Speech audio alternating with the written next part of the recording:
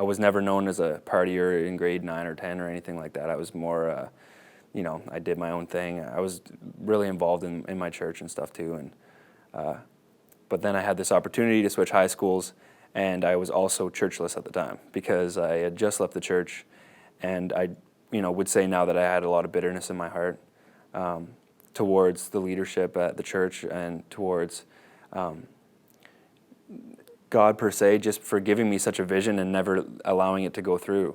And so I was upset with the way that things turned out. And in that transfer, I decided to do my own thing and rebel against the church and God and whatever He wanted me to do. And I decided that I was going to be who I wanted to be.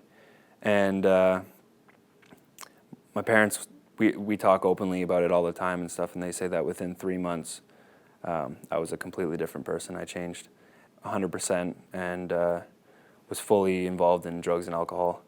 I shortly became an addict, and it was about 6 years of life living as an addict. It was a time of living in bondage, and I mean, bondage is like in your dreams when you're trying to run away from a scary monster or something and you just can't run. You're trying to sprint, but you just feel like they're walking and they're catching up behind you and you just can't get away. And the objective seems simple, to run and just get away, but you just can't do it. There's no element of easiness to it, but the objective is so simple. So you think about it from a broad perspective and you go, well, if I just stop for a week, then maybe it'll get easier. Or if I just don't have a drink for, a couple of days, and at least then I've made it a couple of days. And, but it never seems to work out like that. A couple hours go by, or even like a day or two, and then you're just you're right back into it. And you never really get that sprint on.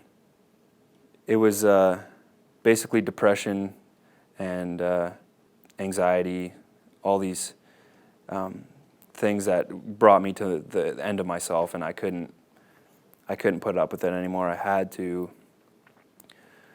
get out of it. I had to do something, and like I say, I tried like a million times, but it was like you could never succeed. It was fail after fail after fail, and then eventually you became okay with failing, so you just, you say, oh, I'm going to quit today, but not tomorrow.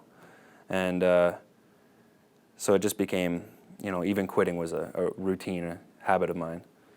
And because of the bitterness in my heart, I was 100% rebelling, and it was a terrible spot to be in because I did believe that He was real, but I didn't care what He had to say. I need help. I can't live this way any longer. And I had seen a change in my brother. That night we sat down, we had a conversation. It was me, my brother, and my pastor, and we just sat there and talked, and he just said basically what I vaguely remember from the night was, if you want to end this, you just have to ask. You have to call upon Jesus, and if you say these things, like if you say yes to Jesus, He's going to come after you, and so make sure you mean it, because He's coming after you. You can take the red or the blue pill. I remember him saying that, but whatever choice you make, like God, He's going to come after you. And I just said, yeah, I said yes to everything he said. I was like, I want out of this life.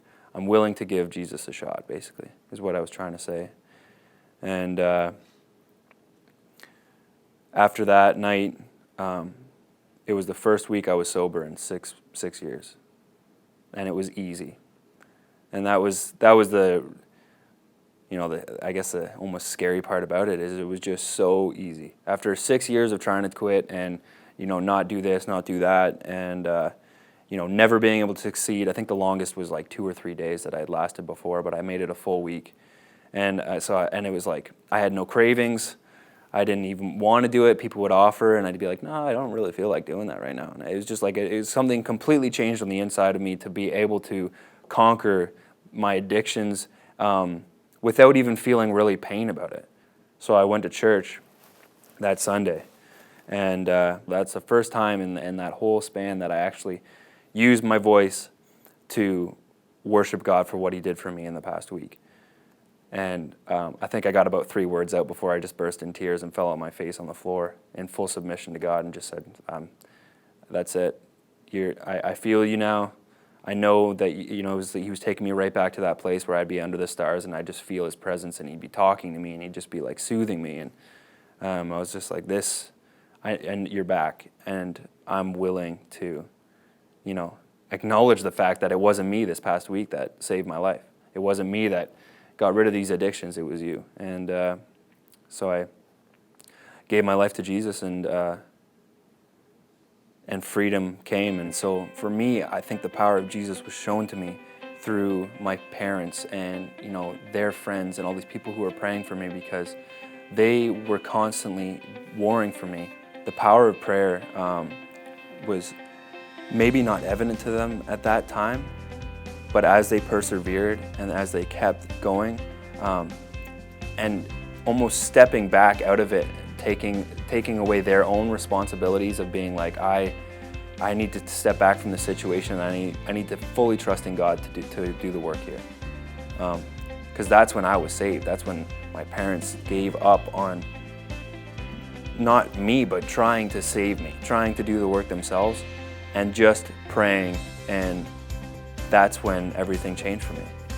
My testimony is one of, I was living life as an addict. I had people warring for me, and those people saved my life.